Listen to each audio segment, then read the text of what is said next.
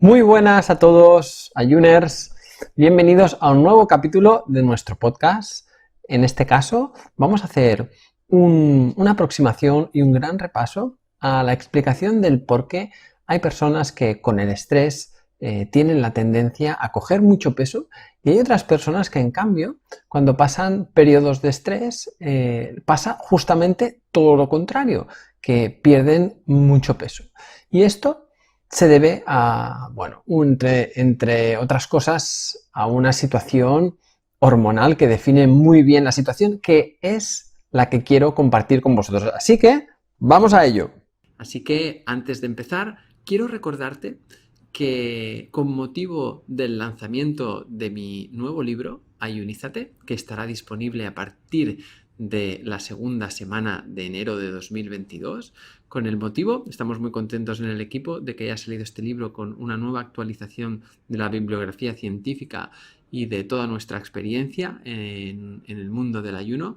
Con este motivo vamos a realizar un reto a finales de mes de enero, que podrás descargarte aquí abajo las fechas y demás, para realizar todos juntos durante 6 días un viaje por el ayuno, tanto ayuno intermitente como ayuno prolongado, donde haremos esos días centrales. De esos 6 días, los 2 días centrales serán un ayuno prolongado, donde te enseñaremos cómo hacerlo de forma correcta, con el paso a paso, sin cometer errores, y te enviaremos toda la información para que lo tengas. Y además lo haremos conjuntos, o sea, lo haremos todos juntos en una plataforma digital donde compartiremos la experiencia, haremos masterclasses y muchas sorpresas que vendrán para que empecemos todos el 2022 con la máxima fuerza, la máxima energía y los mejores hábitos. Así que no pierdas ni un minuto y haz clic en el enlace que tienes en la descripción de este podcast y apúntate ya. Venga, y ahora vamos a hablar sobre tu hígado, nuestro hígado, un órgano fundamental para la salud. En primer lugar, vamos a hablar de qué es exactamente el estrés. Para que sepáis, ya esto designado y mencionado por la OMS, que detrás de cualquier patología de cualquier índole, de cualquier etiología, es decir, de cualquier origen, cualquier expresión de enfermedad del organismo humano, hay un porcentaje en el que detrás de ello hay un contexto de estrés importante. Y hablamos de un porcentaje muy alto. Este porcentaje, la OMS, por ejemplo, lo ha estimado entre un 60 y un 70% de la situación o de las anomalías que le pueden pasar a una persona, a un organismo humano. Detrás de ello, el 60-70% hay un contexto de estrés, es decir, algo que está desequilibrando mucho, sobre todo nuestro sistema nervioso y nuestro sistema hormonal.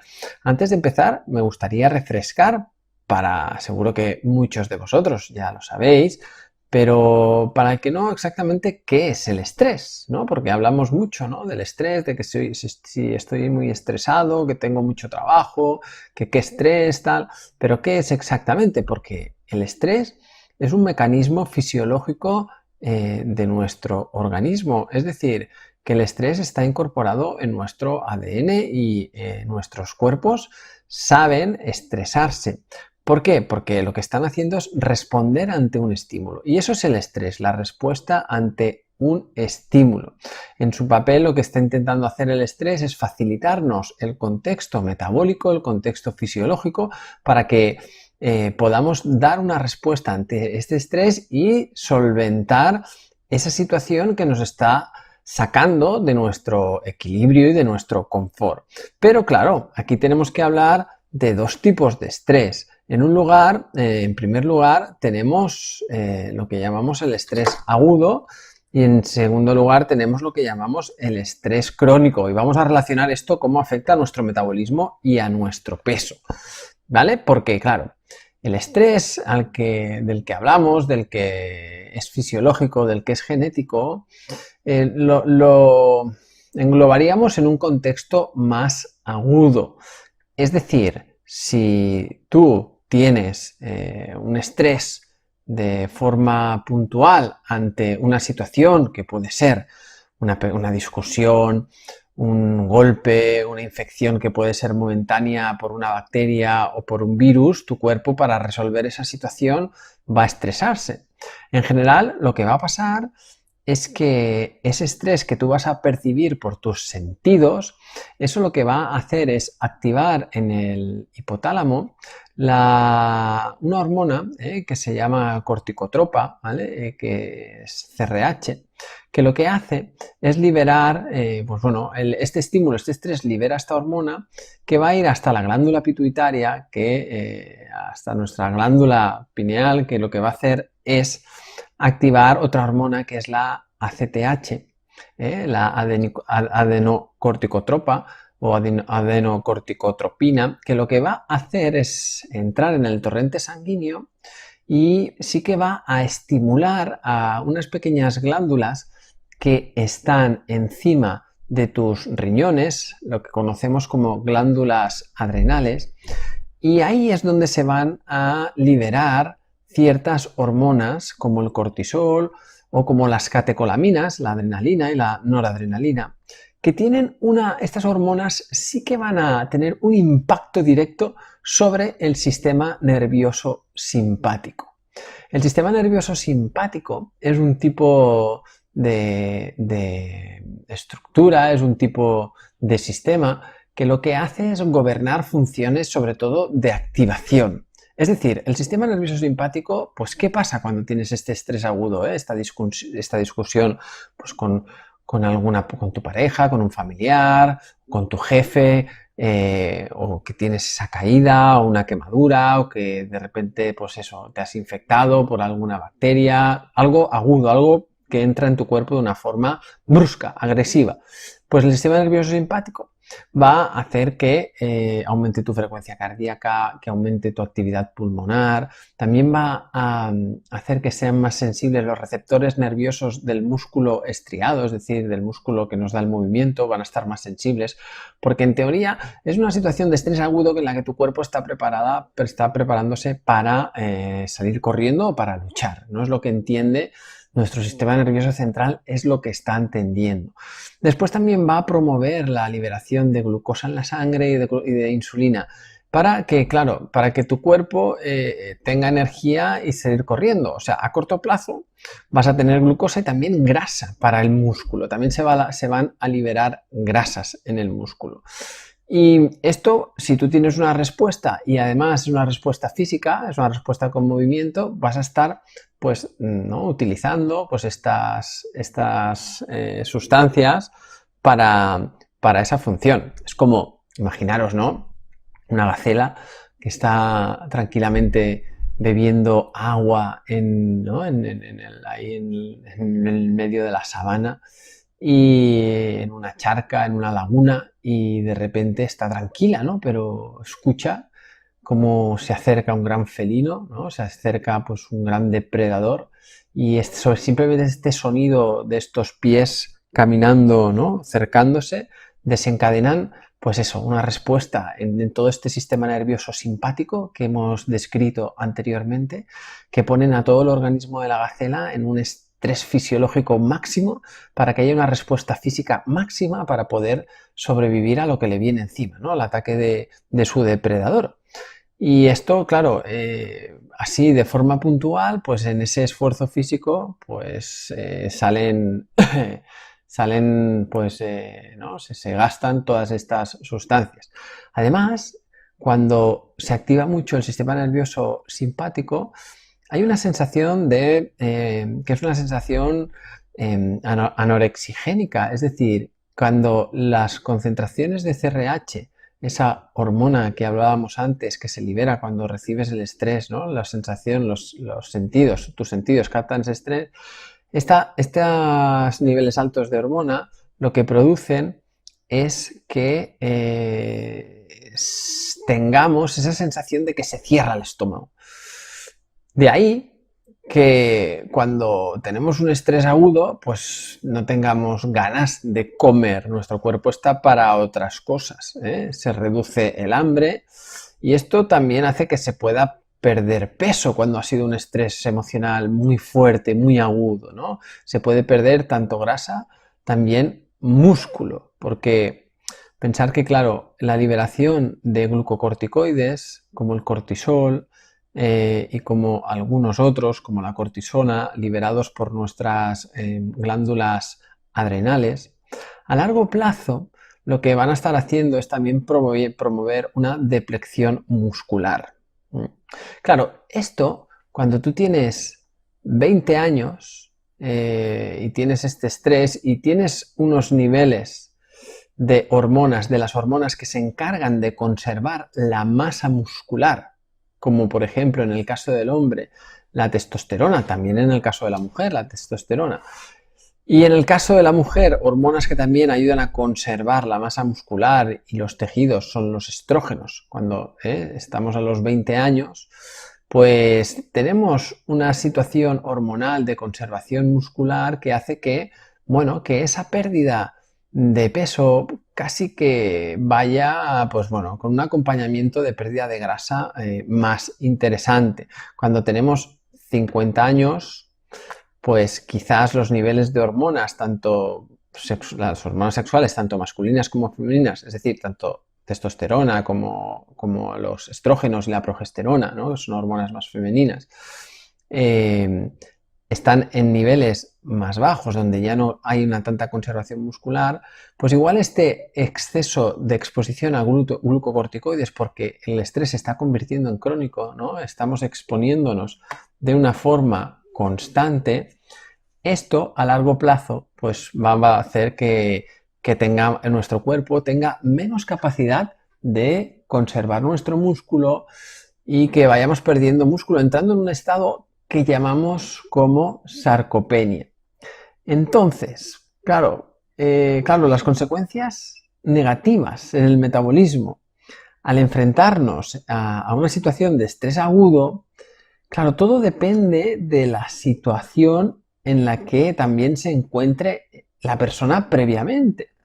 Entonces, dependiendo un poco de nuestras características fisiológicas y de nuestra salud, vamos a ver que las consecuencias de un estrés y una pérdida de peso debido al estrés pueden ser, pues, en este sentido, muy diferentes. A los 20 incluso puedes ver que incluso te sienta bien, ¿no? El disgusto que has tenido te ha hecho perder ese exceso de peso en el que estabas, pero claro, hay personas que igual esta situación a los 50 parece que un estrés muy fuerte vivido durante unos días, pues casi que le pasen una factura de varios años de golpe de su vida.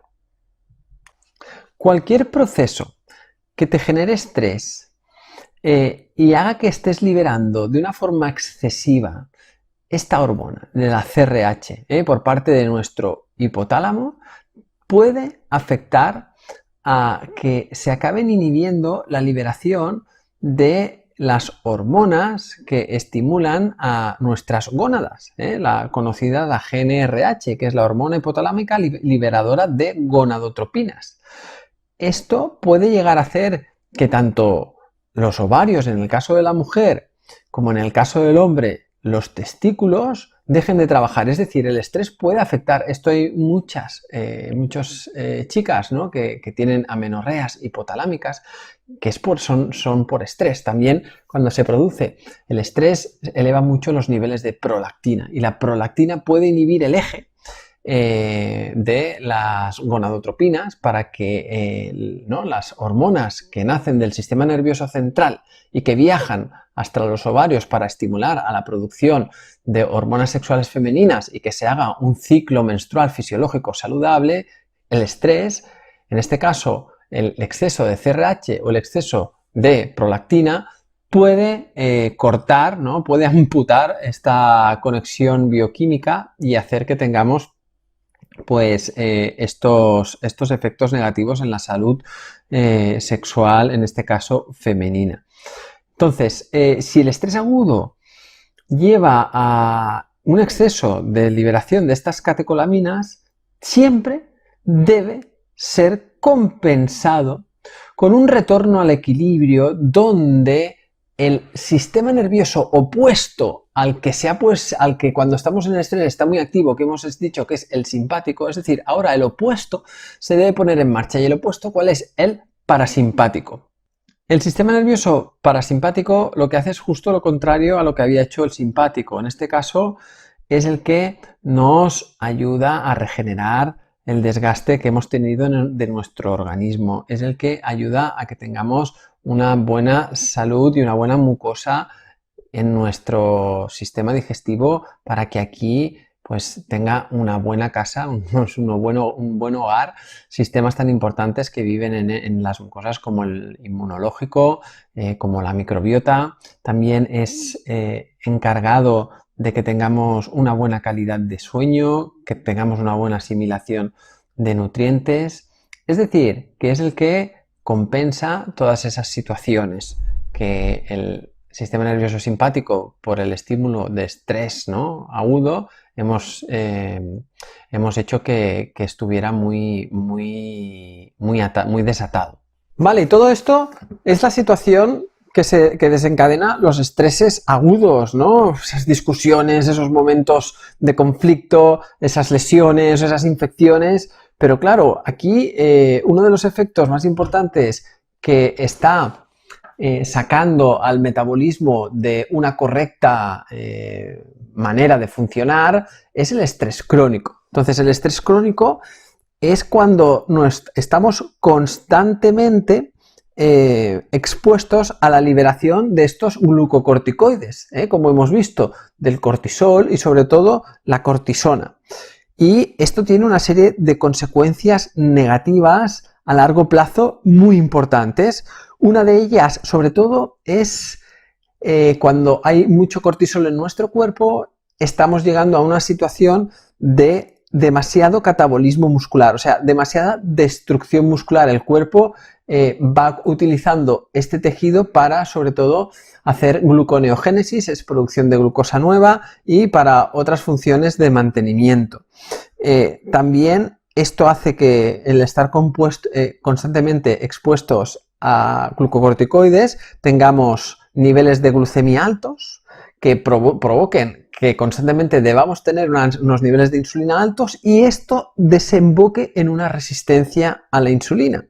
La resistencia a la insulina es muy fácil que nos lleve a una situación de síndrome metabólico. ¿Qué es el síndrome metabólico? Pues alteraciones en diferentes sistemas de nuestro organismo como cardiovascular, hepático, metabólico, nervioso y demás, ¿vale? Entonces, esto va a hacer que estemos en una situación muy fácil de acumulación de grasa, es decir, de exceso de grasa, que por ejemplo, nuestro sistema inmunológico esté alterado, esté también sobreestresado y que para compensar un estado anímico de mala calidad, estemos buscando constantemente comida refinada con una muy alta carga glucémica y de grasas también refinadas.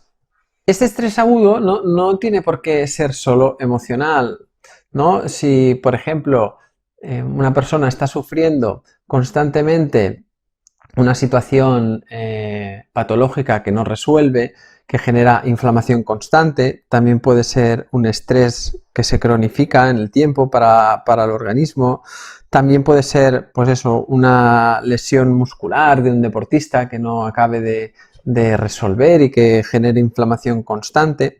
Al final, el estrés crónico, una de las características comunes en todos los diferentes escenarios es que existe una inflamación de bajo grado. La inflamación de bajo grado lo que está haciendo es debilitar, causar que el cuerpo tenga poca capacidad de producción de energía. La producción de energía me refiero a nivel celular, a nivel de las células de todos los sistemas. Entonces, si tus células de tus sistemas no tienen una buena capacidad de producir energía, vamos a empezar a notar cómo esos sistemas empiezan las funciones, ¿no? Y lo que deben hacer todos estos sistemas, ya sean hepáticos, renales, ya sean nerviosos, cardíacos, óseos, todos van a empezar a perder calidad y vamos a empezar a tener ahí una mala situación.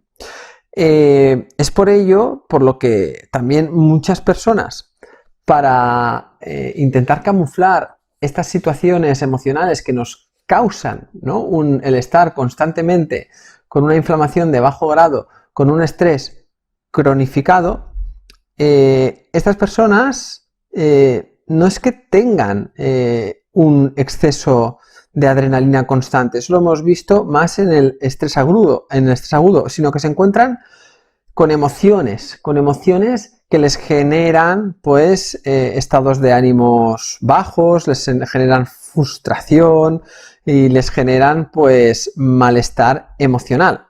Y es por ello por lo que muchas de estas personas, en un intento de buscar y de acercarse a la producción de un mayor bienestar, que de ello es responsable hormonas como la dopamina o la serotonina, puedan estar pues muy tentadas a buscar esta producción a través de, otra vez más, hidratos de carbono refinados.